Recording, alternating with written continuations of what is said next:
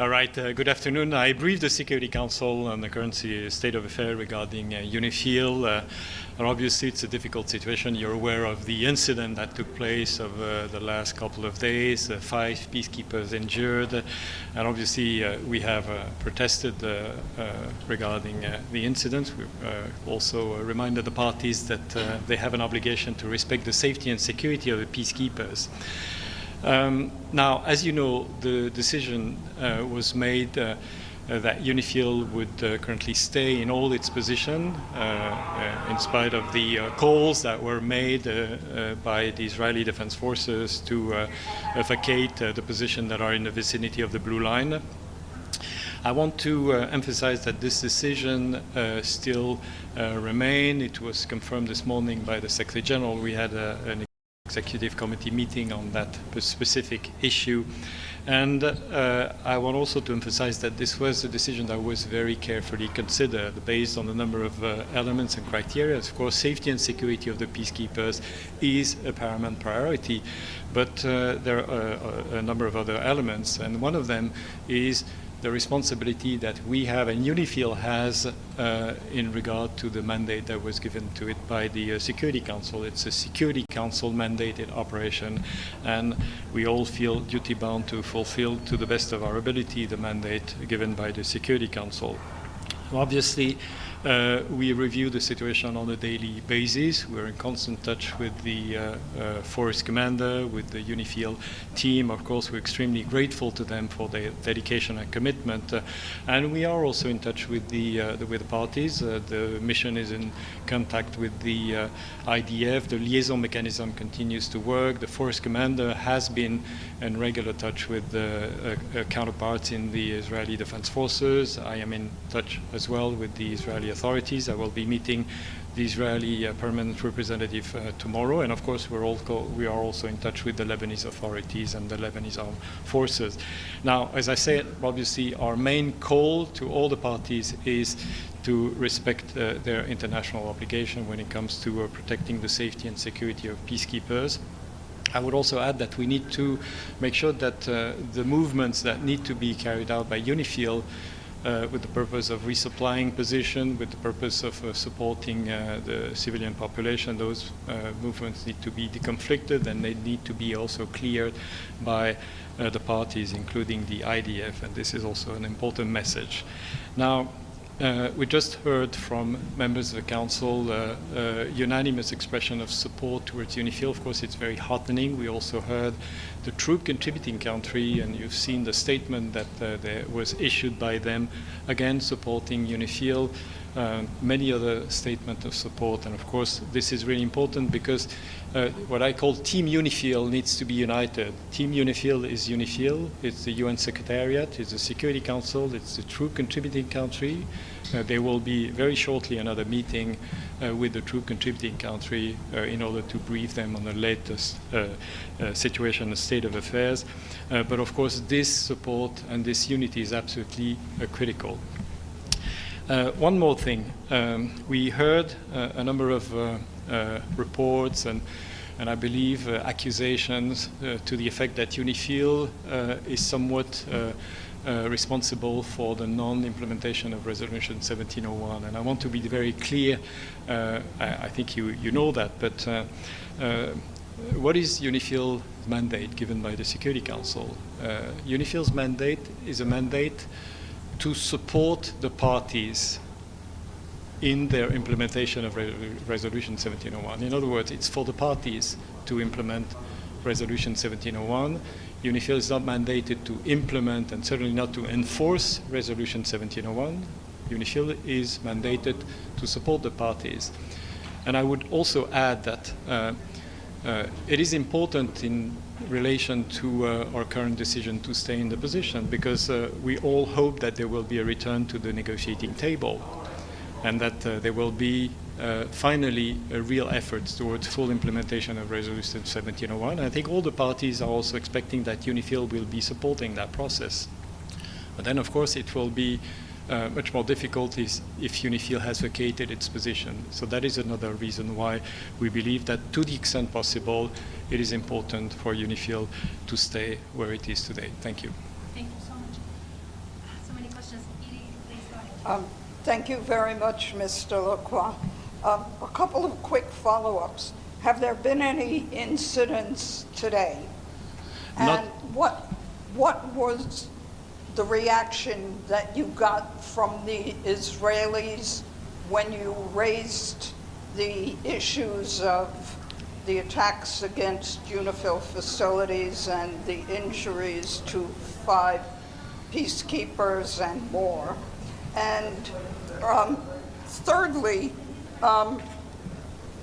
what are you said you're staying put. Is there any chance that things might change? What would make things change? Right. To the best of my knowledge, there's been no incident today, or at least no incident comparable with what we saw over the last couple of days. As I said, I mean, we're in touch with the Israeli authorities, and they've indicated that there would be, if I understood well, investigation carried out regarding some of these incidents, and we are taking note of that. We will see what comes out of this.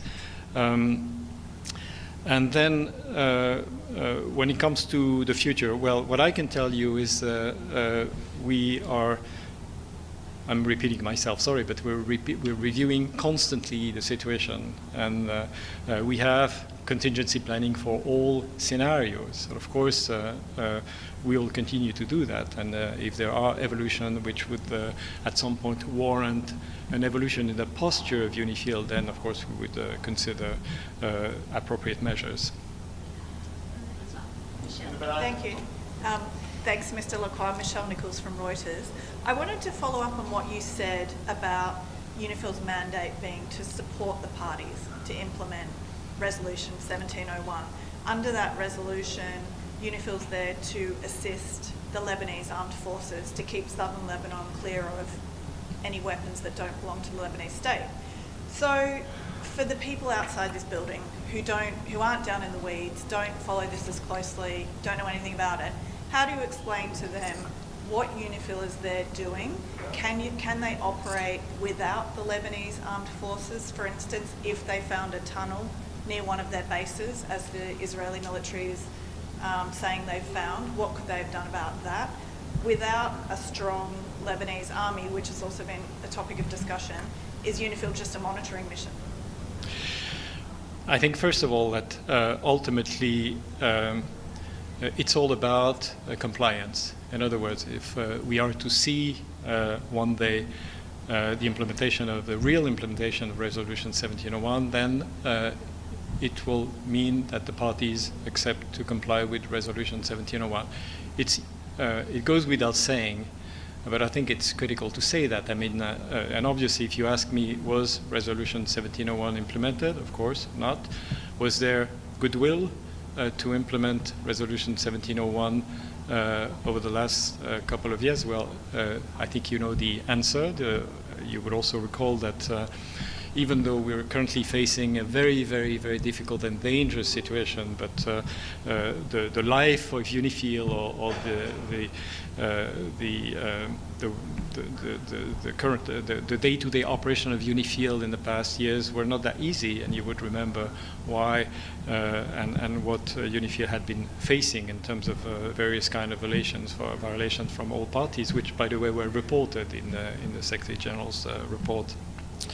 So I think this is really critical to emphasize that UNIFIL has a mission to support, and there are many ways in which that is being done, and that would be done in case we have a return to, like I say, implementation of Resolution 1701.